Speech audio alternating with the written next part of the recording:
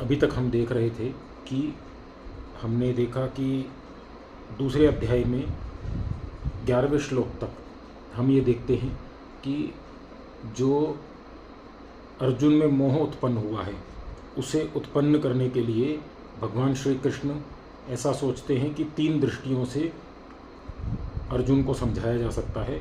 एक है सांख्य दृष्टि, एक है स्वधर्म दृष्टि और तीसरी है योग दृष्टि।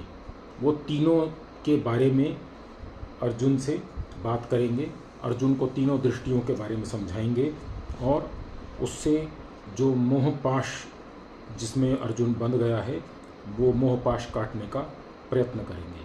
तो आज हम देखते हैं भगवान श्री कृष्ण अर्जुन से कहते हैं, अशोच्यान वशोचसत्वं प्रज्ञावादाश्यं भाषसे गतासु न गतासुंश्च नानुशोचन्ति पंडिताः। अशोच्यान अर्थात जिनके लिए शोक करना उचित नहीं है उनके लिए अन्वशोचः शोक करता है त्वं तू प्रज्ञावादान ज्ञान की बातें च और भाष्य से बोलता है, गतासून जिनके प्राण चले गए हैं उनके लिए, अगतासून जिनके प्राण नहीं गए हैं उनके लिए, च और न नहीं अनुशोचन्ति पंडिताः शोक करते हैं पंडित लोग। भगवान श्री कृष्ण अर्जुन से कहते हैं कि जिनके लिए शोक नहीं करना चाहिए तो उनके लिए शोक कर रहा है, और जो साथ ही ज्ञान की बातें करता है पंडित लोग न मरों के लिए न शोक करते हैं और ना ही जीवितों के लिए, क्योंकि सब उन्हें मालूम है कि यह शरीर मरण धर्मा है, यह शरीर जाने ही वाला है। आगे कहते हैं, न त्वैवाहं जातु नासं न त्वं नेमे जनाधिपाः न चैव न भविष्यामः सर्वे व्यमतः परम न नहीं तू तो एव भी अहम मैं जातु किसी काल में न नहीं आसम था न नहीं त्वम तू न नहीं इमे ये जनाधिपाः राजा लोग न नहीं च और एव ही न नहीं भविष्यामः होंगे सर्वे सब वयम हम अतः इससे परम आगे। भगवान श्री कृष्ण कहते हैं, ना तो ऐसा ही है कि मैं किसी समय में नहीं था अर्थात मैं सदा से हूँ, और ना ही ऐसा है कि तू नहीं था अर्थात तू भी सदा से है। मैं भी सदा से हूँ और तू भी सदा से है, और ना ही ऐसा था कि ये सब राजा नहीं थे, और ना ही कभी कोई ऐसा समय आएगा कि जब हम सब नहीं रहेंगे। यह भगवान श्री कृष्ण कहते हैं, अर्थात वो आत्मा की अमरता को बता रहे हैं इस श्लोक में कि आत्मा अमर है। कभी ऐसा समय नहीं था कि तू नहीं था, और कभी ऐसा भी समय नहीं था कि मैं नहीं था, और कभी ऐसा समय नहीं था कि ये जो सामने राजा लोग खड़े हैं ये भी नहीं थे। क्योंकि संसार को 3 भागों में बांटा जा सकता है, मैं, तू और वह। संस्कृत जो है ऐसी भाषा है जो संसार को 3 भागों में बांटती है, और बाकी जो शेष भाषाएं हैं अंग्रेज़ी, हिंदी, मराठी, कन्नड़, मलयालम, तमिल, तेलुगु, कोई भी भाषा जो है वो 2 भागों में बांटती है, मैं और तू। संस्कृत में इसे अहम, त्वम और इदम ऐसा कहा जाता है।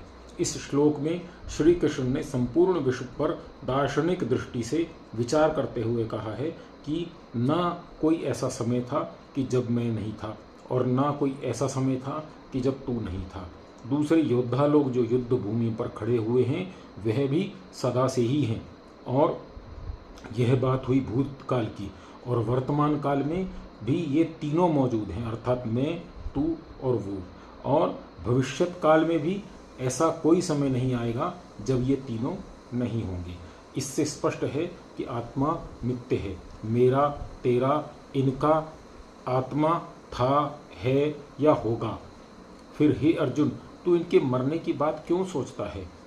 वास्तव में देह अलग है और देही अलग है। देह कहते हैं शरीर को, और देही कहते हैं आत्मा को। जो शाश्वत है वह अमर है। हे अर्जुन, तू इन तीनों में भेद कर, तू शरीर का शोक मत कर, ऐसा भगवान कृष्ण अर्जुन को समझा रहे हैं।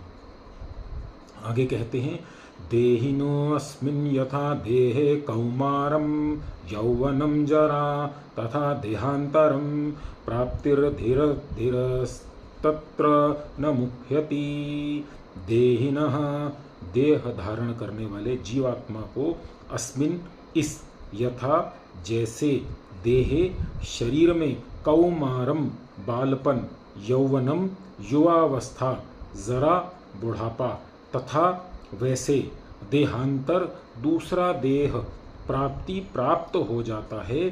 धीरः धीर पुरुष तत्र उस विषय में न मुह्यति नहीं मोह को प्राप्त होता है। भगवान श्री कृष्ण अर्जुन को कहते हैं कि जैसे देह धारण करने वाले आत्मा को इस देह में बालपन यौवन और बुढ़ापा तीनों प्राप्त होते हैं, उसी प्रकार आत्मा को दूसरे देह की भी प्राप्ति हो जाती है। इस धीर व्यक्ति को इस बात को विचार में ला करके मोह में पड़ना उचित नहीं है। हम इस जन्म में 3 अवस्थाओं में से गुजरते हैं। बाल्य अवस्था आती है, परंतु समय आने पर यह अवस्था चली जाती है। यौवन अवस्था आती है, समय आने पर वो भी चली जाती है, और फिर वृद्धावस्था जन्म लेती है। इस जन्म का यह चक्र लगातार चल रहा है, निरंतर चल रहा है। तब यह क्यों ना माना जाए कि वृद्धावस्था भी आती है और चली जाती है। यह शरीर उसके पश्चात नष्ट हो जाता है, तब अगली अवस्था आती है। जो अगली अवस्था आती है, क्योंकि यह शरीर काम के लायक नहीं रहा, इसके लिए आत्मा नया शरीर धारण कर लेता है। इस प्रकार आत्मा एक के बाद एक दूसरा शरीर धारण करता है, नया जन्म लेता है, पुनर्जन्म लेता है। इस दृष्टि से हे अर्जुन, तू आत्मा के मरने की बात क्यों सोचता है? यह तो तेरा मोह है। यह मोह इस शरीर से बंधा है। इस शरीर में आसक्ति के कारण यह मोह है। यह मत समझ कि यह शरीर नित्य है। भीष्म और द्रोण का शरीर भी नित्य नहीं है। यह शरीर नित्य नहीं है तो इस शरीर से मोह क्यों करता है? नित्य तो इस शरीर में रहने वाला आत्मा है, वह मरता नहीं। फिर उसके लिए मोह कैसा और विषाद कैसा? अर्थात भगवान कृष्ण अर्जुन को कह रहे हैं कि हे अर्जुन, ये शरीर पहले जन्म लेता है, उसमें बाल्यावस्था आती है, यौवन अवस्था आती है, फिर जरा अवस्था आती है, अर्थात बुढ़ापा आता है। तो क्यों तू इस शरीर के प्रति मोह कर रहा है? यह शरीर की जो चौथी अवस्था आती है, जिससे लोग डरते हैं, जिससे लोगों को भय है, वो अवस्था है नया शरीर धारण करने की अवस्था। क्योंकि यह शरीर जब जरा अवस्था में आ जाता है, यह शरीर कार्य करने के लायक नहीं रहता है, तो नया शरीर धारण करने के लिए आत्मा नया शरीर प्राप्त करता है, और वो जो नया शरीर प्राप्त करता है उसे ही इस शरीर की मृत्यु कह करके संबोधित किया जाता है। और ये जो आत्मा है, यह तो अमर है, अजन्मा है, अनंत है। यह तो सदा से है और सदा रहेगा। यह कभी मरता नहीं, ये कभी पैदा नहीं होता। तो तू मोह किसका कर रहा है? उस शरीर का जो मरण धर्मा है, या फिर उस आत्मा का जो कभी मरता नहीं, कभी पैदा नहीं होता? आगे कहते हैं, मात्रास्पर्शास्तु कौन्तेय शीतोष्ण सुख दुःखदः आगामापयिनो नित्यांस्तास्ति तिक्षस्व भारत।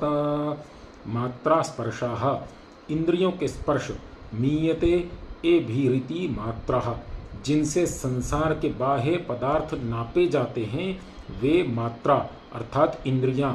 उन इंद्रियों के साथ आत्मा के स्पर्श को मात्रा स्पर्श कहा गया है।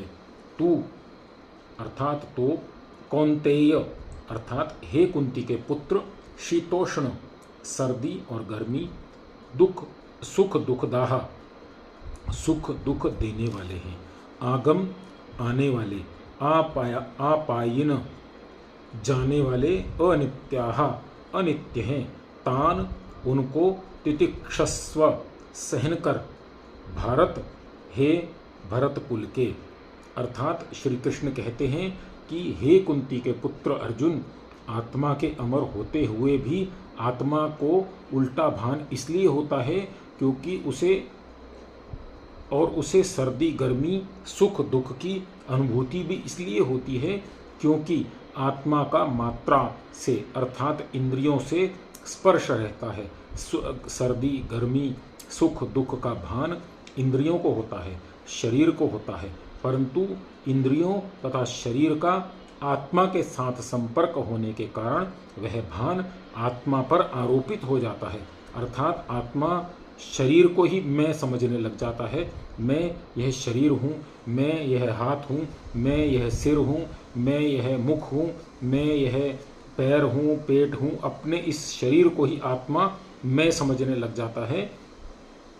और ये स्पर्श तो आते जाते रहते हैं, ये अनित्य हैं, सदा नहीं रहते। इसलिए हे भारत, इसे सहन कर।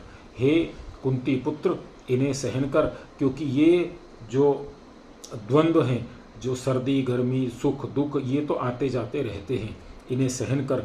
अगर सर्दी गर्मी इंद्रियों का सुख दुख शरीर का स्वभाव न होकर आत्मा का स्वभाव होता, वही जन्मता वही मरता, तो अन्यत्र मना अभूवम ना पश्यम, मेरा ध्यान दूसरी तरफ था, इसीलिए मैं आँखों के खुला होते हुए भी नहीं देख सका। ऐसी बात कभी ना होती। आत्मा जब अपने आप को इंद्रियों के विषयों से अलग कर लेता है, तब गर्मी होने पर भी गर्मी महसूस नहीं करता, सर्दी होने पर भी सर्दी महसूस नहीं होती, सुख की बात होने पर हर्ष नहीं होता और दुख की बात होने पर कष्ट नहीं होता। संसार का सुख दुख क्यों है? मात्र स्पर्श के कारण, मात्रा स्पर्श के कारण। इंद्रिय अर्थात मात्रा, संसार के विषयों को इंद्रियां मापती हैं, इसलिए मात्रा कहलाती हैं। इंद्रियों के साथ स्पर्श से ही आत्मा को शीतोष्ण सुख दुख का अनुभव होता है, परंतु आत्मा का इंद्रियों के साथ स्पर्श मात्रा स्पर्श तो आगामा पाई है, अर्थात आता है और जाता है, टिका थोड़ी रहता है, सदा थोड़ी रहता है। आत्मा जब अपने स्वरूप में अवस्थित हो जाता है, तब मात्रा स्पर्श अपने आप टूट जाता है और तब इंद्रियां उसे न सुख की अनुभूति देती हैं, न दुख की, न सर्दी की, न गर्मी की। अगर आत्मा की ऐसी स्थिति आ जाती है जैसा सब का अनुभव है कि आती है, तब यह स्पष्ट है कि मात्रा स्पर्श अनित्य है। आत्मा का इंद्रियों के साथ स्पर्श सदा के लिए नहीं है। आत्मा और इंद्रियों का संबंध तथा इंद्रियों और विषयों के संबंध को गीता में मात्रा स्पर्श कह करके संबोधित किया गया है। मात्रा अर्थात इंद्रियों का विषयों के स्पर्श अर्थात छू जाने का संबंध, आत्मा और इंद्रियों का संबंध जो है वो मात्रा स्पर्श है। सुख दुख की उत्पत्ति दो के स्पर्श आपस में हो जाने से, आपस में छू लेने से, आपस में मिलने से या संयोग से होती है। संयोग से जिसकी उत्पत्ति हो वह संयोगज कहलाती है। जो वस्तु संयोगज है, जो दो के संबंध से बनी है, वह नित्य कैसे हो सकती है अर्जुन? दो के संयोग से बनी तो वह संयोग हट जाने पर नष्ट हो ही जाने वाली है। सुख दुख जब दो के संयोग से उत्पन्न होते हैं, तब ये तो नित्य हो नहीं सकते, तब इनका आविष्ट होना, सुखी होना दुखी होना अनुचित है। यह अनुचित होते हुए भी ऐसी अवस्था में क्या किया जाए, यह समझते हुए कि आत्मा का इंद्रियों के साथ अनित्य संबंध है, पता नहीं कब टूट जाएगा। यह जो संबंध है वह अनित्य है। जब तक वह संबंध बना हुआ है तब तक के लिए सुख दुख शीत उष्ण को बर्दाश्त करना ही होगा। इसलिए हे अर्जुन, तुम्हें जो दुख हो रहा है उसे क्षणिक समझकर सहन करो, ऐसा भगवान कृष्ण अर्जुन से कहते हैं। आगे कहते हैं, यम ही न व्यथन ये ते पुरुषम पुरुषर्भ सम दुख सुख धीरम सोऽमृतत्वाय कल्पते। अर्थात यम जिसको ही निश्चय से न नहीं व्यथंती दुख देते हैं, एते ये पुरुषम पुरुष को पुरुषर्षभ पुरुषों में श्रेष्ठ सम दुख सुखम अर्थात सुख और दुख को एक समान समझने वाले धीरम धीर पुरुष को सह वह अमृतत्वाय अमरत्व के लिए कल्पते समर्थ होता है। अर्थात भगवान कृष्ण अर्जुन को कहते हैं, हे पुरुषों में श्रेष्ठ अर्जुन, जिस पुरुष को ये स्पर्श अर्थात ये मात्रा अर्थात इंद्रियों के साथ जो स्पर्श होता है या जो हमें सुख दुख शरीर को प्राप्त होता है, ये दुखी नहीं करते, जो सुख और दुख में समान रहता है, उसे ही धीर पुरुष कहा गया है। वह विचलित नहीं होता, वह अमर जीवन प्राप्त करने में समर्थ होता है, अर्थात वह अमृत की ओर चलता है, अर्थात वह मोक्ष की ओर चल पड़ता है। अमृत की अभिलाषा को भारतीय शास्त्रों की मुख्य समस्या माना गया है। उपनिषदों में अमृतत्व की खोज में ही ऋषि महर्षि दर दर चक्कर काटते हैं। ज्ञाकलव्य ने जब मैत्रेयी को धन धान्य देना चाहा, तब उसने भी कह दिया, किम हम तेन कुर्याम येन नामृता स्याम, जिससे मुझे अमृतत्व प्राप्त न हो उसे पाकर मैं क्या करूंगी। हे भगवान, मृत्यु का दुख इतना सर्वव्यापी है कि ऋषियों ने मृत्यु को जीतने के लिए ही अपनी सारी शक्ति लगा दी। वह मृत्यु जो है उसे कैसे जीता जाए। श्री कृष्ण कहते हैं कि जब हम यह समझ लें कि देह अलग है और देही अलग है, अर्थात शरीर अलग है और आत्मा अलग है, तो शरीर अलग आत्मा अलग, तब हम शरीर में रहना छोड़ देते हैं और शरीर में रहना छोड़ते ही हमारे लिए सुख दुख समान हो जाते हैं या फिर समाप्त हो जाते हैं। उदाहरणार्थ, संतान के लिए हम कष्टों को झेलते हैं, पर उन कष्टों को दुख नहीं मानते। देश के लिए अपने प्राणों का बलिदान करने वाले फांसी के रस्सों में जो झूल जाते हैं, परंतु आंसू बहाने के स्थान पर आनंद से उछलते हैं, ये लोग शरीर में रहते हुए भी शरीर में नहीं रहते। अर्थात हम अपने एक छोटे से बालक के दुख को दुख समझते हैं और उसके लिए विचलित हो जाते हैं। और बड़े बड़े जो क्रांतिकारी हुए हैं, उन्होंने वो फांसी के फंदों में झूल गए, परंतु उन्हें दुख नहीं लगा। क्यों नहीं लगा? क्योंकि उन्होंने शरीर को आत्मा से अलग कर लिया। शरीर के अंदर रहते हुए भी वो शरीर में नहीं रहते थे। शरीर में रहते हुए भी शरीर में न रहना ये कोई अनहोनी बात नहीं है। हम सब के जीवन में यह होता ही है। जब इस प्रकार की अवस्था स्थिर हो जाए, तब सुख दुख में समान रहने की अवस्था हो जाती है, और इसे ही हमारे शास्त्रों में अमरत्व कहा गया है। मन में एक रस्ता का आ जाना और सुख दुख में समान स्थिति का उत्पन्न हो जाना अन्य कारणों से भी आवश्यक है। उन्हीं का वर्णन आगे के श्लोकों में किया गया है। आगे भगवान कृष्ण कहते हैं, नास्तो विद्यते भावो न भावो भिद्यते सतः उभयोरपि दृष्टो अन्तस्त्वन योस्तत्तत्वदर्शिभिः। न नहीं असतः असत का विद्यते होता है भावः अस्तित्व, न नहीं अभाव अर्थात अभाव, विद्यते होता है सतः सत का, उभयो दोनों का, अपि भी दृष्ट देखा गया है, अंतः अंत अर्थात तत्व ज्ञान, तू तो अन्यों इन तत्वदर्शी भी तत्व ज्ञानियों के द्वारा। अर्थात हे अर्जुन, जो नहीं है अर्थात जो असत है वह हो नहीं सकता, और जो है उसका अभाव नहीं हो सकता। तत्वदर्शी लोगों ने इन दोनों बातों के अंत तक विचार करके यह निष्कर्ष ठीक ठीक निकाल दिया है। जब जो है उसका अभाव नहीं हो सकता, तब आत्मा जो सत है उसका नाश कैसे होगा। क्योंकि आत्मा सदा से है, नाश रहित है, उसका नाश हो नहीं सकता। जो है वो ना हो ऐसा नहीं हो सकता, और जो नहीं है वो हो ऐसा भी नहीं हो सकता। ऐसी अवस्था में अर्जुन का यह कहकर विषाद करना कि ये सब मर जाएंगे तो मैं क्या करूँगा, ऐसा ठीक नहीं है। अविनाशी तु तद्विद्वी येन सर्वमिदं ततं विनाशम् अव्ययस्यायस्य न कश्चित् कर्तुम् अर्हति। अविनाशी अर्थात नाश रहित, तू तो तत् उसे, विद्धि जान, येन जिससे, सर्वम सब, इदम यह, तत्तम व्याप्त है, विनाशम नाश, अव्यस्य नाश रहित का, अस्य इसका, न नहीं, कश्चित कोई भी, कर्तुम करने को, अर्हति समर्थ है, समर्थ हो सकता है।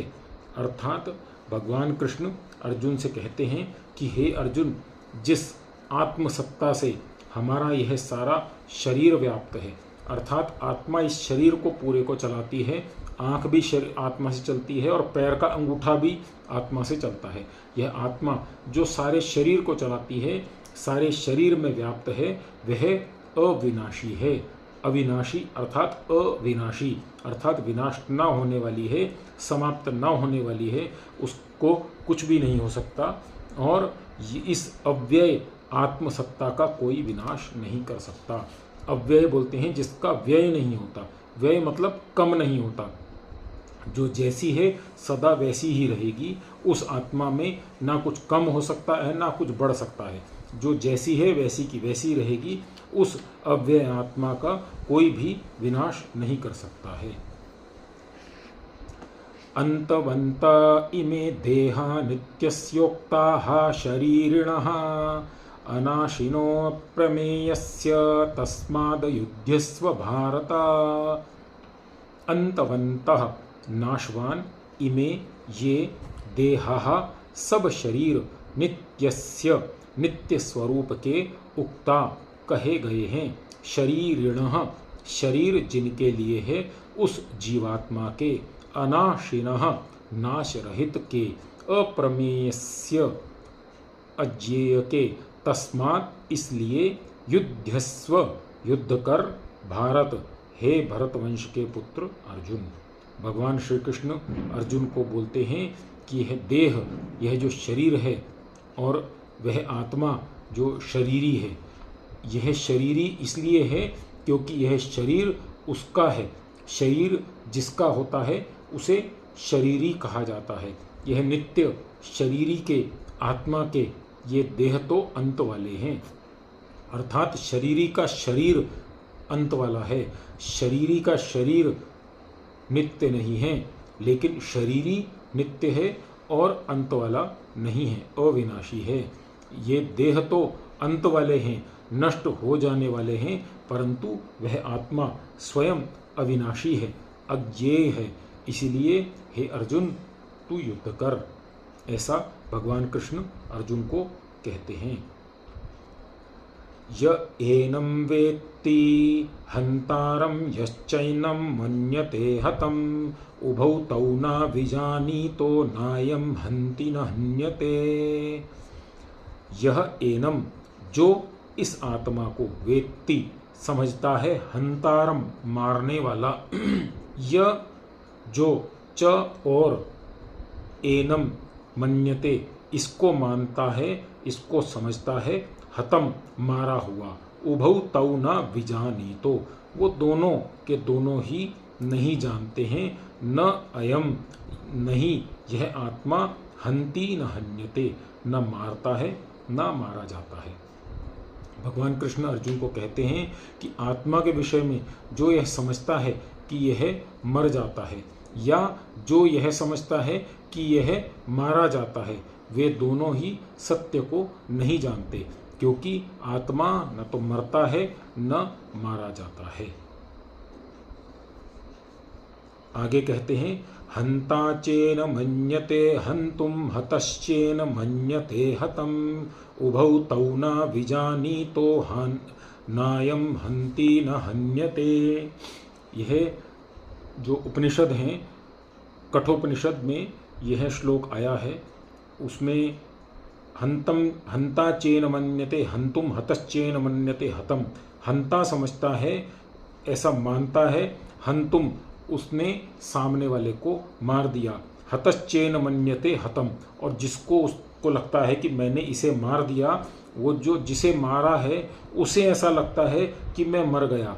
अर्थात मारने वाला समझता है कि मैंने मार दिया और मरने वाला समझता है कि मर गया। और आगे कहा है उभौ तौ न विजानीतो नायम हन्ति नान्यते। वो दोनों के दोनों ही नहीं जानते हैं कि ना कोई मर सकता है ना कोई मार सकता है। इसमें यह एक समझाने के लिए श्लोक दिया गया है, क्योंकि मरने के बाद तो समझ में आना संभव नहीं है, परंतु जो जैसे किसी का झगड़ा हो रहा है, दो लोग का आपस में कुछ विवाद है, कुछ झगड़ा है, तो एक मारने वाला है और एक जिसे मारा जा रहा है वो है। तो जो मारने वाला है वो समझता है मैं इसको मार दूंगा, और मरने वाला जो है वो सोचता है कि मैं मर जाऊंगा। तो इस श्लोक में कहा गया है कि दोनों ही ना समझ हैं, दोनों ही समझते नहीं हैं कि ना कोई मार सकता है और ना ही कोई मर सकता है। इसके आगे फिर हम देखेंगे, आगे जो आत्मा के बारे में अविनाशी होने के लिए जो जो श्लोक इसमें भगवान कृष्ण बताएंगे वो कल हम देखेंगे। आज हमने 19वें श्लोक तक अध्ययन किया है, तो आज इतना ही रखते हैं। धन्यवाद।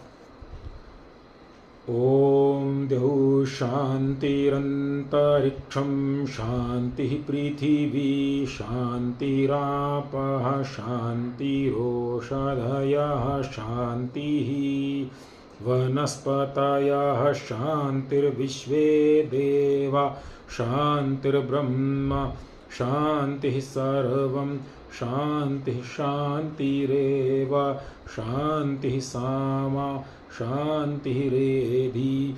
ओम शान्तिः शान्तिः शान्तिः। सर्वेभ्यो नमः।